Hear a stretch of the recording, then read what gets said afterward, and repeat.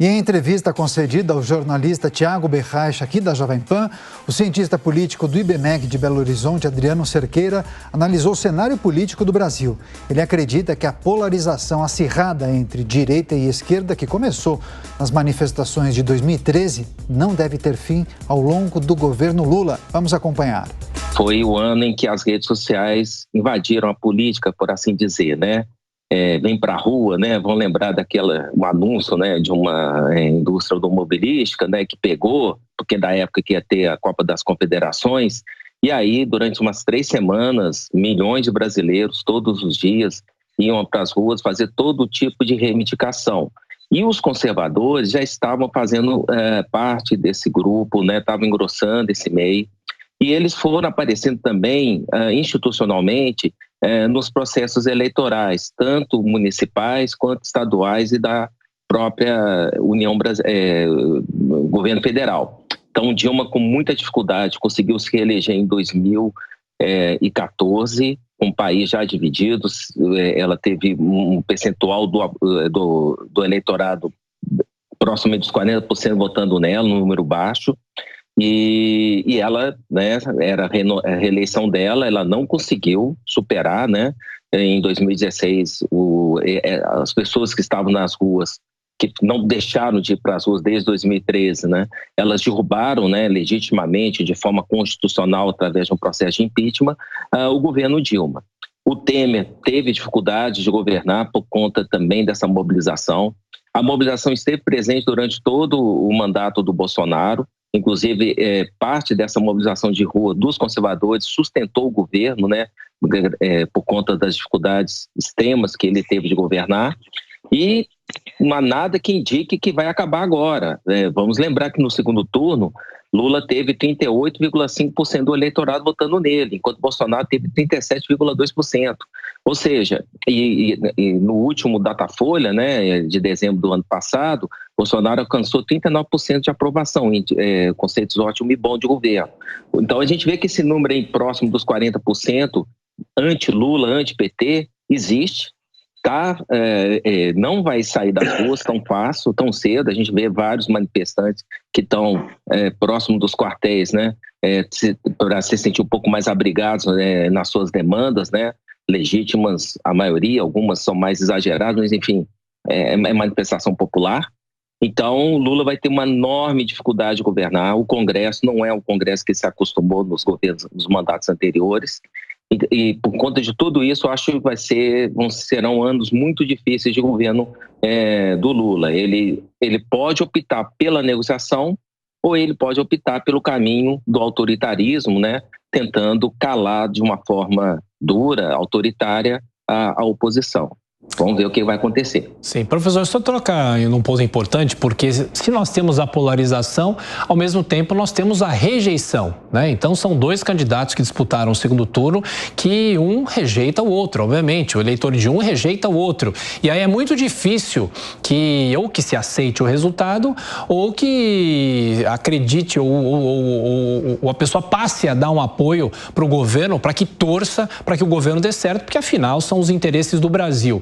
E em relação a isso, professor, o senhor acha que isso tem a ver também com a consciência política das pessoas? Ou seja, se as pessoas fossem talvez mais conscientes politicamente, poderia haver um apoio ou não? Essa rachadura vai perdurar pelos próximos anos, até mesmo na eleição de 2026? Eu sou um pouco mais pessimista em relação ao que pode acontecer. Os vícios petistas se manifestaram já no discurso de posse de Lula, lá no Congresso Nacional. Né? Qual que é o vício petista? Falar que o governo anterior, não importa quem ele seja, só trouxe coisa ruim, né? Foi o que há de pior, para fazer uma espécie de marco zero a partir de então. E aí uma série de benefícios legados vão ser depois trabalhados de uma forma até falsa como conquistas do governo. O PT, que sempre foi contra o Plano Real, demonizava Fernando Henrique Cardoso, né? Demonizava os adversários políticos, eleitorais. O atual vice-presidente, Geraldo Alckmin, foi tratado como fascista, como ultraconservador em 2006, quando ele disputou o segundo turno contra Lula, né? Assim também foi José Serra em 2010. a Marina Silva, né, foi tratada como uma antipobre, uma pessoa que deixaria os pobres morrendo de fome no Brasil no primeiro turno, né, enfim. São vícios petistas que se manifestaram novamente na posse de Lula. Então, o governo de Lula não está acenando com 39%, com 37% do eleitorado que votou em Bolsonaro, uma espécie de trégua. Está querendo desqualificar o antigo governo, que eles apoiaram por várias razões, e de alguma forma está tentando achar aqui um caminho para ou governar com quem votou nele, né? E aí vai ser um movimento mais autoritário de governo, ou tentar reconquistar essa parcela que não gostou do governo. Vamos lembrar que o PT não aceitou a eleição de Bolsonaro. Desde o início fez dura oposição, né, em todos os meios que o PT possui, inclusive nos meios universitários, né, vários órgãos de imprensa, enfim. O PT usou todos os meios possíveis para inviabilizar o governo Bolsonaro, que conseguiu chegar ao final do seu mandato e por pouco não conseguiu a sua reeleição. Então, estamos num barril de pólvora que já está incendiado, né, por assim dizer, né, vários focos assim, de incêndio já apareceram, e eu não sei se o Lula vai ter disposição ou mesmo condições políticas de destravar isso. Acho que vão ser 4 anos muito difíceis, com muita contestação política, e eu torço mesmo para que não caiamos no autoritarismo político com crimes de natureza política acontecendo, com prisões de deputados, prisões de jornalistas em nome da democracia, né, por fazerem crimes contra a democracia pela fala.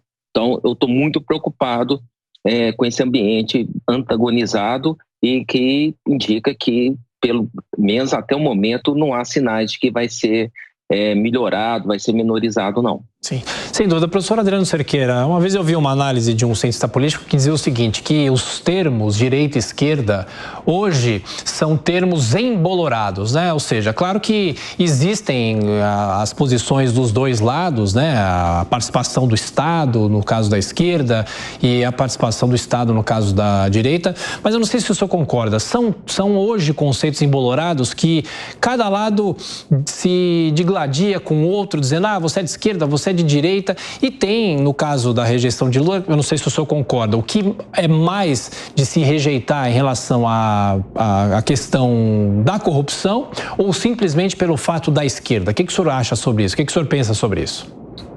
Eu acho que os conceitos de esquerda e direita nunca estiveram tão vivos, né? Não apenas no Brasil, mas no mundo. Isso tem muito a ver com o fato da política em praticamente todo o mundo ter sido dominada pelas redes sociais. O que havia antes era uma editorialização do debate político, principalmente nos principais meios de comunicação de massas, que tinha um perfil mais de centro-esquerda para a esquerda. E aí não havia muito espaço, né, para que os grupos conservadores aparecessem. Com as redes sociais, esse bloqueio editorialista foi furado. Então, houve uma forte mobilização horizontal, né, cabeça a cabeça, podemos falar assim, dos grupos conservadores, e houve esse ressurgimento. A reação do lado do status quo, que tem essa tendência mais esquerdista, eles se autodenominam, entre aspas, né, progressistas, é tratar, né, as verdades, né, os valores dos grupos conservadores como antidemocráticos, como extremistas, as informações por eles compartilhadas como, novamente, muitas aspas, né, fake news, e tentando criminalizar esse tipo de conteúdo.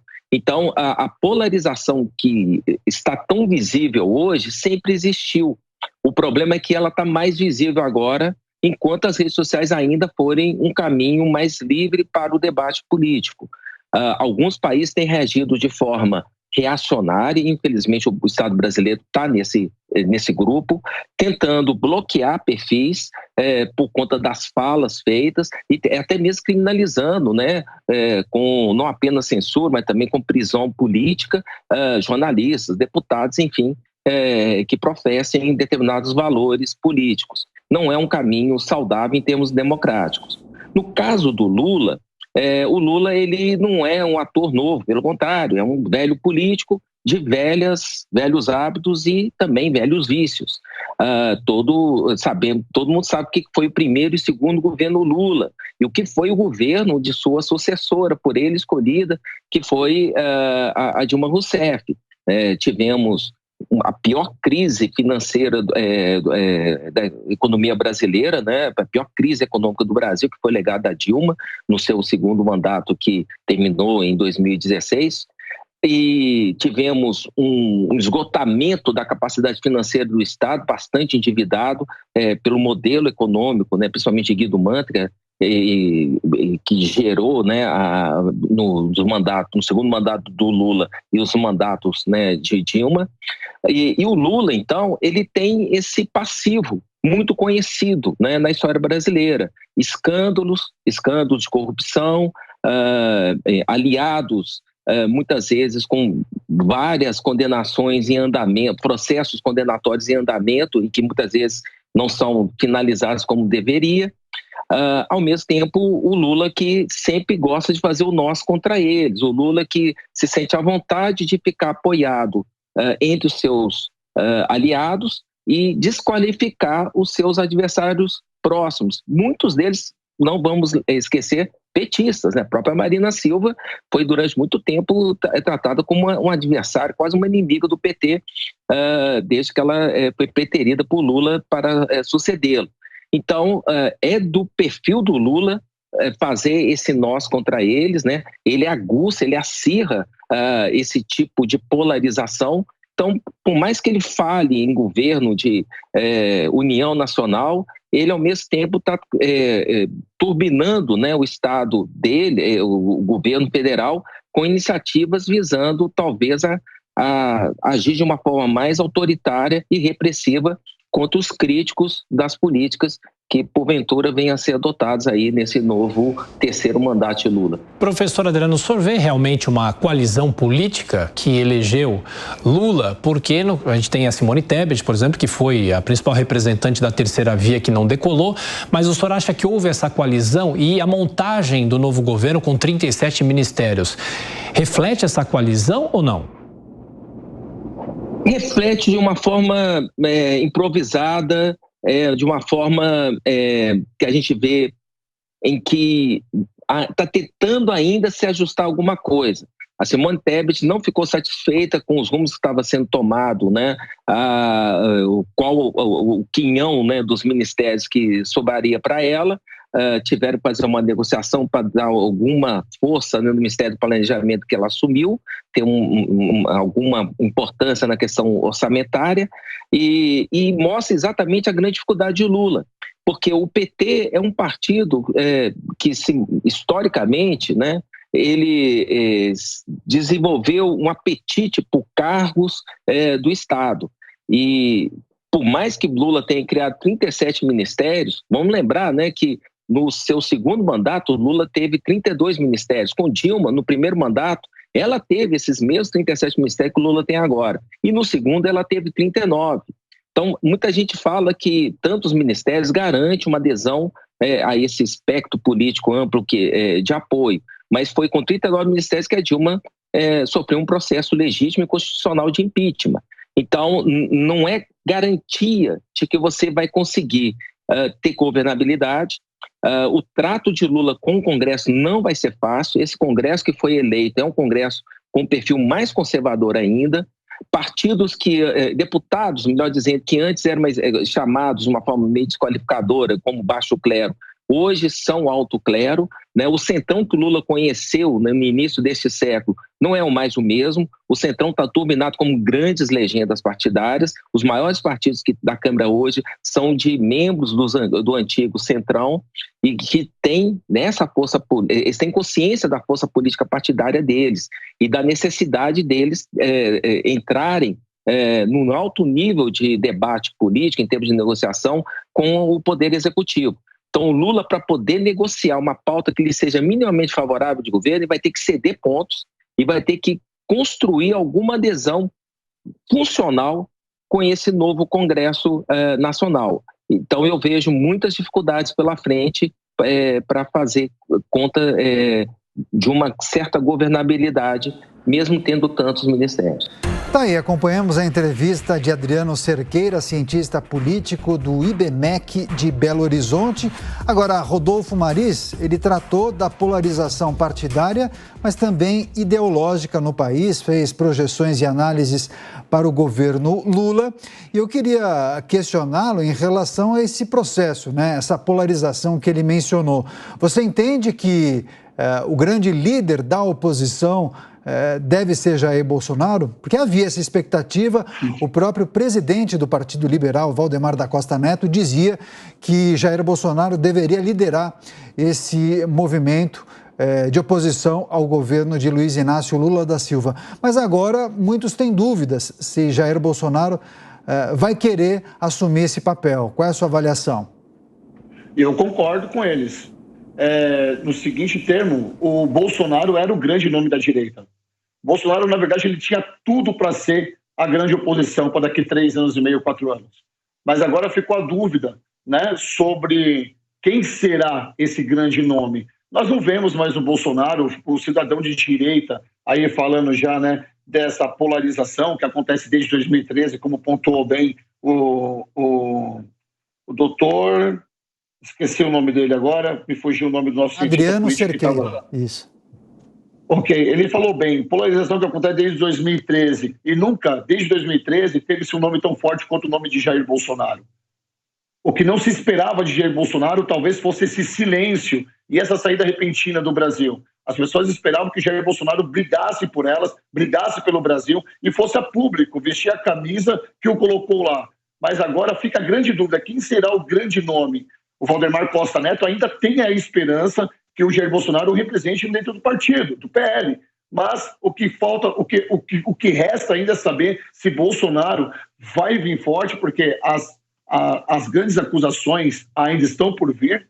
Jair Bolsonaro não vai ter uma vida fácil aqui no Brasil, mas ainda assim é o grande nome, na minha concepção, para a direita e para vir como oposição daqui 3 anos e meio, 4 anos. Agora, rapidamente, nesse vácuo, pelo menos por enquanto, deixado por Jair Bolsonaro, qual líder, qual político da direita pode despontar como provável líder desse movimento? Algum dos filhos de Bolsonaro poderia fazer esse papel? Não, eu não vejo nenhum dos filhos de Bolsonaro vindo como um nome forte. Sabe, essa semana nós estudávamos justamente sobre isso e um nome me surpreendeu, tá? Sendo o Zema, um dos nomes fortes talvez para daqui. Espera-se uns 2 anos de mandato dele ainda lá em Minas Gerais para saber se ele vai vir forte ou não. Mas o nome dele foi cogitado essa semana em uma reunião com outros cientistas políticos. E o nome de Moro, o ex-juiz Sérgio Moro, também apareceu nessa pauta, também apareceu como um nome forte para daqui 4 anos. Resta saber se o desenvolvimento dessas pessoas, tanto do Zema quanto de Sérgio Moro, vai ser benéfico para o país, vai ser benéfico para a política de direita. Tá certo. Rodolfo Maris, comentarista, apresentador aqui da Jovem Pan News, muito obrigado por sua participação. Bom domingo para você. E a gente, claro, que volta a conversar nas próximas edições do Jornal da Manhã, e você pode sempre acompanhar o Rodolfo Maris nas edições do Linha de Frente todos os dias aqui na Jovem Pan News. Muito obrigado, meu amigo.